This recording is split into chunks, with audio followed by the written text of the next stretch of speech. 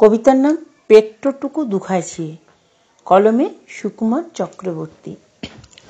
সকাল থেকে পেট্টটুকু মন্দা মন্দা দুখাইছি। সকাল থেকে হাই উঠছে আর পেট্ট গড়গড়াইছে। ফগলা বুড়ি দেখিল খেইতে, চপটয় কামড় দিতে।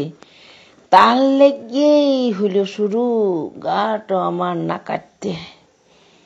ঝাড়ফুঁক এলম করাই, নুনটাও টুকু দিল পড়িয়ে। আদা টুকচা খেলম চিবাই, তবেই পেট্ট গেল ঝুরি। মদনা খুড়া বলল, ভাইপো আদাটাতেই কাজ করিয়েছে, অম্বল তোর করেছিল তার লেগেই ঝরিয়েছে। ইটিও বললে শুনব না বাপ, নজরটা বড় খারাপ বটে। ইসব কাণ্ড করলম বলেই রেহাই পেলম ই পেটে। দিন কত ঘুরছিল ওই বুড়িটো আমার পিছু।